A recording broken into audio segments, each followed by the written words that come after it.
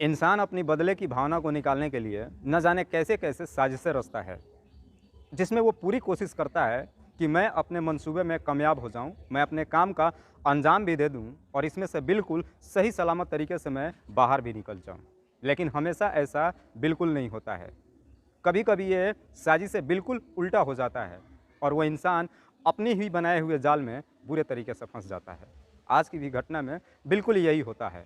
एक प्यार करने वाले कपल एक साजिश रचते हैं और इस साजिश के तहत 7 लोगों की ज़िंदगियाँ हमेशा हमेशा के लिए इस दुनिया से हटाने के लिए तय किया जाता है। ये दोनों अपने काम का अंजाम देना भी शुरू कर देते हैं, लेकिन जब ये पुलिस के हाथ चढ़ते हैं और जब इसकी पूरी कहानी बताते हैं तो वाकई में दोस्तों इस कहानी पे एक बेहतरीन तरीके से शॉर्ट मूवी बनाई जा सकती है, क्योंकि वाकई में आज की जो कहानी है इसमें बहुत काफ़ी रोमांस के साथ बहुत सारा सस्पेंस भी भरा पड़ा हुआ है।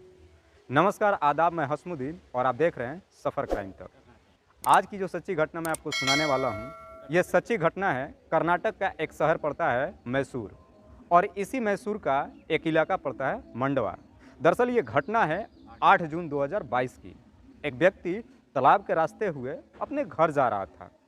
तभी वो देखता है कि तालाब के किनारे किसी व्यक्ति की शव पड़ी हुई है। वो इंसान जब उस शव को देखता है वो काफ़ी घबरा जाता है और तुरंत एरिया के पुलिस को इन्फॉर्म करता है।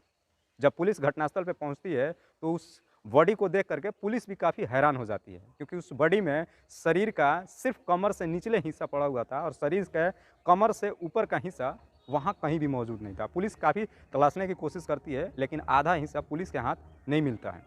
पुलिस के लिए भी एक बहुत बड़ा चैलेंज होता है कि इस शव की पहचान की जाए कैसे, क्योंकि जब तक इस शव की पहचान नहीं होती है तब तक कातिल को पकड़ पाना पुलिस के लिए भी एक बहुत बड़ा चैलेंज बना हुआ था।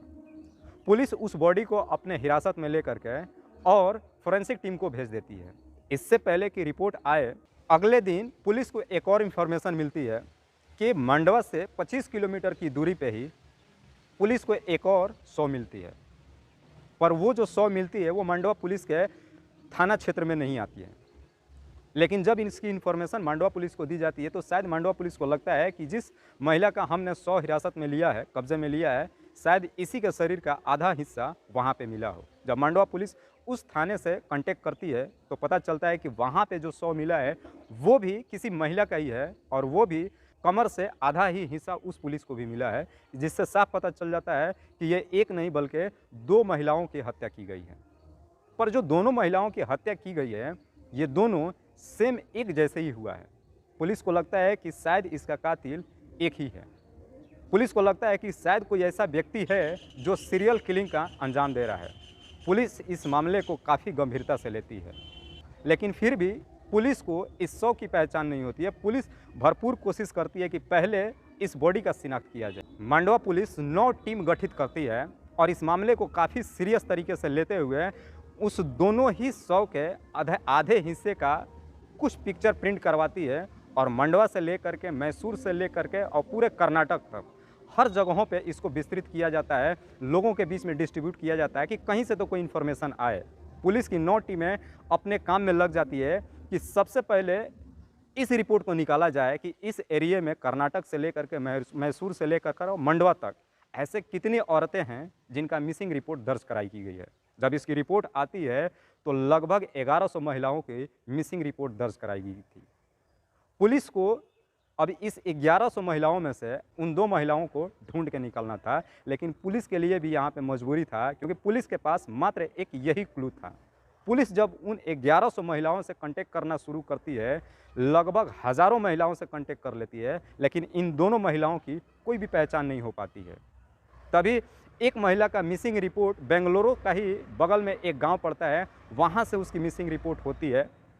जब ये पुलिस उस फोटो को लेकर के उस महिला के घर पहुंचती है तो उसके घर वाले इस महिला की शिनाख्त कर लेते हैं इसके शरीर पे जो कपड़े पड़े हुए उसकी वजह से, क्योंकि यही कपड़े पहन करके वो महिला अपने घर में भी कुछ फ़ोटोज़ खिंचवाई थी, जो कि पहले से उसके घर में फ़ोटोज़ पड़ा था।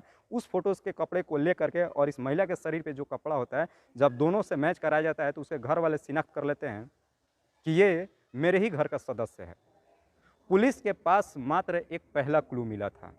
पुलिस इस मौके को अपने हाथ से नहीं गंवाना चाहती थी। पुलिस जब उस महिला के बारे में उसके घर वालों से पूछताछ करती है तो पता चलता है कि वो महिला बेंगलुरु के शहर में ही कुछ काम करती है और अपने घर परिवार को हर महीने पैसा भेजा करती थी।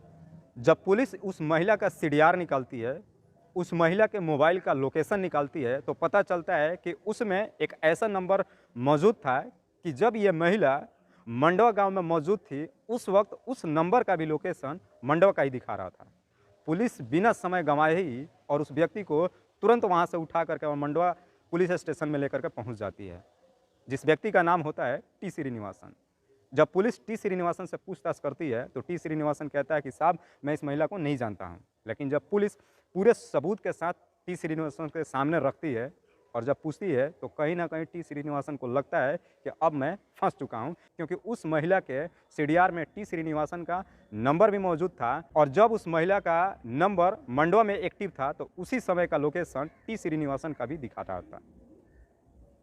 जब पुलिस सख्ती से पूछताछ करती है तो टी श्रीनिवासन अपना जुर्म कबूल करते हुए और जब इसकी कहानी बताता है तो वाकई में दोस्तों इंसान के रोंगटे खड़ा कर देने वाली कहानी बताता है। टी श्रीनिवासन जो कि बेंगलोर में ही एक फैक्ट्री में काम करता था, वो अकेले व्यक्ति था जो अपना मेहनत मजदूरी करके और अपना पेट पालता था और बीच बीच में कभी कभी बेंगलुरु के रेड लाइट एरिया में भी घूमने जाया करता था और वहाँ पे सेक्स वर्कर के साथ में मुलाकात किया करता था। अप्रैल के महीने में जब T Srinivasan red light area में पहुंचता है तो वहाँ पे एक सेक्स वर्कर से मुलाकात होती है जिसका नाम होता है चंद्रमुखी। टी श्रीनिवासन चंद्रमुखी को देख करके काफ़ी खुश होता है क्योंकि वो बेहद खूबसूरत थी। वो उसके साथ अपना पल बिताता है और इसके बाद से टी श्रीनिवासन हमेशा उस रेड लाइट एरिया में जाता है, लेकिन जब भी जाता है वो सिर्फ और सिर्फ एक ही महिला से मुलाकात करता है और वो थी चंद्रमुखी। अब ये दोनों एक दूसरे के इतने काफ़ी करीब आ जाते हैं कि इन दोनों को एक दूसरे से मोहब्बत हो जाती है। अब कहीं ना कहीं टी श्रीनिवासन को चंद्रमुखी काफ़ी पसंद आ जाती है और मन ही मन प्लान बना लेता है चंद्रमुखी से शादी करने के लिए। लेकिन इससे पहले कि वो शादी करता, चंद्रमुखी से जब उसके बारे में पूछता है तो फिर चंद्रमुखी अपनी कहानी बताती है। चंद्रमुखी बताती है कि मेरा गांव बेंगलुरु से ही लगभग 35 किलोमीटर दूर एक गांव पड़ता है। मेरे घर में कोई भी कमाने वाला व्यक्ति नहीं है। मैं अपने परिवार का बेहतर तरीके से जीवन यापन करने के लिए कमाना चाहती थी, कुछ काम करना चाहती थी, जिसके लिए मुझे कुछ काम चाहिए था। जब मैं काम के तलाश में निकली तो एक महिला मुझे मिली जिसने बोली कि मेरे साथ बेंगलुरु चलो और मैं तुम्हें कोई काम दिला दूंगी। मैं उस महिला पे भरोसा करके बेंगलुरु तो आई, लेकिन उस महिला ने मुझे किसी दूसरे महिला के हवाले कर दिया और लगभग 7 लोगों ने मुझे मिल करके और इस दलदल में धकेल दिया। मैं इस दलदल में अपनी मर्जी से नहीं आना चाहती थी, लेकिन मुझे यहाँ तक पहुँचाने के लिए 7 लोगों ने साजिश रचा और मुझे इस दलदल में धकेल दिया। मैं यहाँ से दोबारा फिर निकलना चाहती थी, लेकिन यहाँ के लोगों ने मुझसे बोला कि अगर तुम यहाँ से भागने की कोशिश करी तो जो हमने फ़ोटोज़ और वीडियोज़ तुम्हारा बनाया है मैं तुम्हारे गांव वालों को दिखा देंगे और फिर तुम कहीं भी मुंह दिखाने के लायक नहीं रहोगी। इसलिए मैं मजबूरी में यहाँ पे काम करती हूँ और हर महीने जो भी पैसा होता है कमा करके अपने घर वालों को भेज देती हूँ। घर वाले जब भी पूछते हैं तो मैं बोल देती हूँ कि मैं एक प्राइवेट जॉब करती हूँ, लेकिन मैं तुमसे सही बता रही हूँ कि मैं ये काम नहीं करना चाहती हूँ। टी श्रीनिवासन उससे कहता है कि क्या तुम मेरे साथ चलना चाहोगे? चंद्रमुखी तुरंत तैयार हो जाती है, लेकिन ये दोनों शादी करने से पहले एक प्लान तय करते हैं और टी श्रीनिवासन कहता है कि हम शादी तब तक नहीं करेंगे जब तक उन लोगों को हम इस दुनिया से नहीं हटा देते हैं जिनकी वजह से तुम इस दलदल में आई हो। ये दोनों अपने काम को अंजाम देने के लिए सबसे पहले मंडवा पहुंचते हैं, जहां पे जिस औरत ने पहली बार चंद्रमुखी को बेंगलुरु तक पहुंचाई थी, और उस महिला के घर में पहुंच करके और इन दोनों ने मिल करके और उस महिला के शरीर के 2 टुकड़े कर दिया और उसके बाद आधे टुकड़े को तालाब के किनारे फेंक दिया और आधे शरीर के हिस्से को ऐसी जगहों पे ले जा करके और इन्होंने छुपा दिया कि पुलिस के हाथ कभी भी ना आ सके। उसके बाद दूसरा प्लान तय किया जाता है 30 मई 2022 का, और 30 मई 2022 को ही मंडवा से 25 किलोमीटर दूरी दूसरे औरत के घर जाते हैं और उस औरत की भी हत्या बिल्कुल इसी तरीके से करते हैं। इससे पहले कि ये तीसरी हत्या करते, पुलिस इन्हें धर दबोचती है। फिर पुलिस उन दोनों से पूछताछ करते हुए कहती है कि जब तुम दोनों को अपनी शादी कर ही लेना था तो फिर तुम लोगों ने ये 2 हत्याएं क्यों की? इस पे टी श्रीनिवासन एक अजीब जवाब देता है, कहता है कि साहब 2 नहीं 3 हत्याएं हुई है। पुलिस भी चौंक जाती है, 3? तीसरा कौन सा? तो टी श्रीनिवासन कहता है कि सबसे पहला कत्ल हमने बेंगलुरु में किया था और इधर जो हमने कत्ल किया है वो दूसरी और तीसरी है। पुलिस काफ़ी हैरान व परेशान हो जाती है और कहती है कि जो भी तूने काम किया है, कम से कम इसमें हमने 4 लोगों की तो ज़िंदगी कम से कम बचा ली है। इस पे टी श्रीनिवासन एक और बड़ा ही अजीब जवाब देता है। कहता है साहब 4 नहीं 5 ज़िंदगियाँ बचा ली आपने।